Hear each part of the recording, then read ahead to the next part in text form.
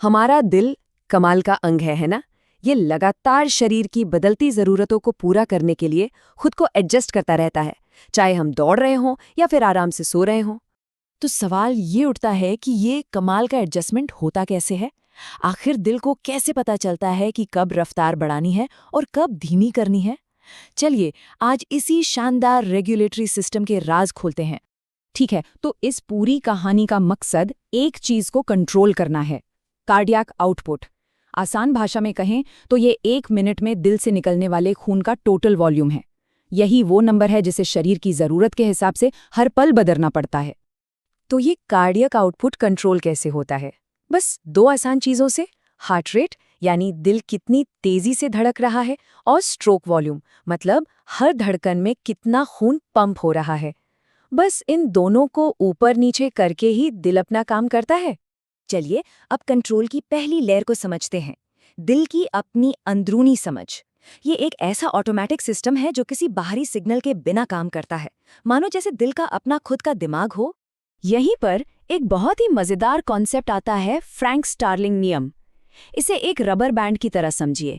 Rubber band को जितना ज्यादा खींचेंगे वो उतनी ही ताकत से वापस आएगा, है ना? दिल के साथ भी बिल्कुल ऐसा ही होता है। जब उसमें ज्यादा खून भरता है तो उसकी मांसपेशियां खिंचती हैं और वो और भी जोर से सिकुड़कर खून को बाहर फेंकता है। और ये होता कैसे है? मतलब माइक्रोस्कोपिक लेवल पर। वो तो और भी कमाल है।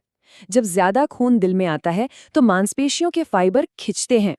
इस खिंचाव से एक्टिन और मायोसिन नाम के छोटे छोटे प्रोटीन्स एकदम सही पोजीशन में आ जाते हैं, और नतीजा एक बहुत ही पावरफुल पंपिंग एक्शन। ये खूबसूरत और पूरी तरह से ऑटोमेटिक सिस्टम है। अब चलते हैं कंट्रोल के अगली लेवल पर।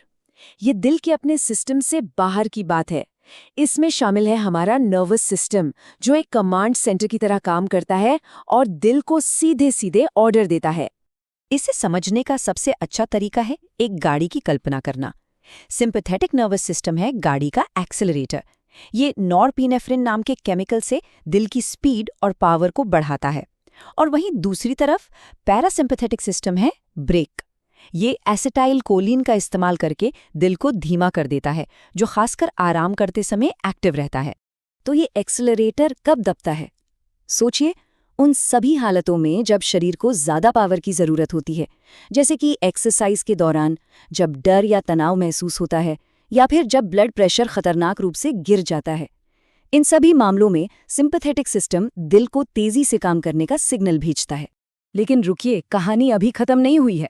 कुछ और भी सपोर्ट सिस्टम है जो लगातार दिल की एक्टिविटी को फाइन ट्यून करते रहते हैं। ये इस सिस्टम के असली फाइन ट्यूनर्स हैं। चलिए बैरोरिसेप्टर रिफ्लेक्स को देखते हैं, जो शरीर का अपना built in blood pressure monitor है। जैसे ही ब्लड प्रेशर बढ़ता है, हमारी धमनियों में लगे सेंसर्स, जिन्हें बैरोरिसेप्टर्स कहते हैं, खींचते हैं। ये तुरंत दिमाग को सिग्नल भेजते हैं।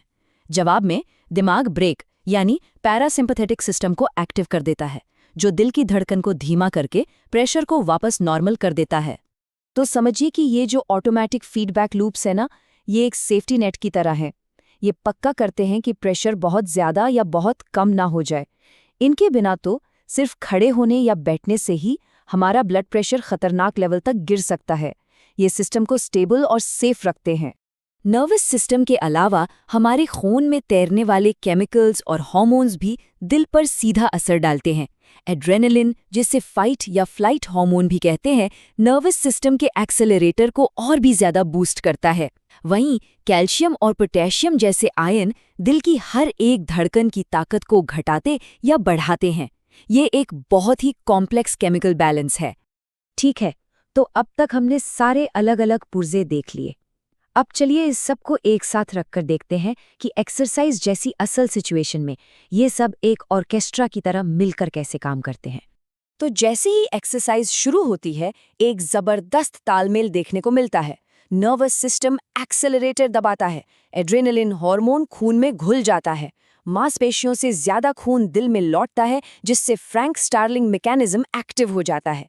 ये सब मिलकर हार्ट रेट और स्ट्रोक वॉल्यूम दोनों को आसमान पर पहुंचा देते हैं। और इसका असर कितना बड़ा होता है पता है? बहुत ज्यादा मेहनत वाली कसरत के दौरान कार्डियक आउटपुट 7 गुना तक बढ़ सकता है। सोचिए जरा।